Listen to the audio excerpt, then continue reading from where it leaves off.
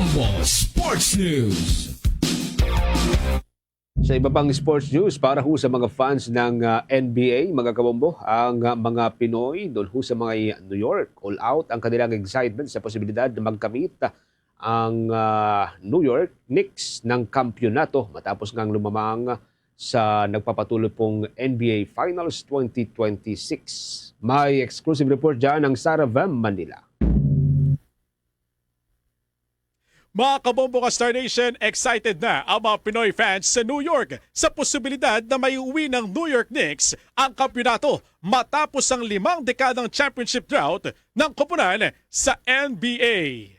Sa panayam ng 102.7 Star FM Manila kay Rance Jacob, isang Pinoy professional na nagtatrabaho sa New York, ibinahagi nito na all-out ang suporta ng mga Pilipino sa Knicks dahil matagal na itong hindi nakakapasok sa finals maging ang makuha ang kampyonato. Alam mo ako, like kapitbahay ko, mga Pinoy, talagang nagsisigawan sa mga bahay. Sa bawat apartment, talagang pag nakaka-shoot, talagang hype na hype.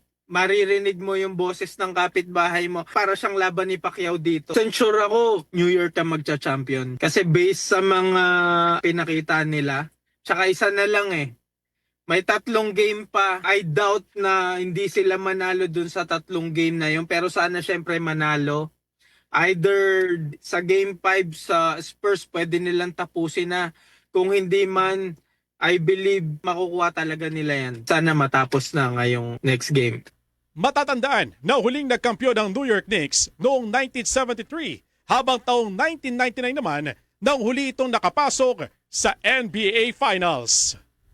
At yan ang ating balitang sports mula rito sa 102.7 Star FM Manila. Nagulat, Star DJ Antonio Labada, and this is Bombo Radio Philippines, the #1 and most trusted source of news and information. Basta Radio! Bombo!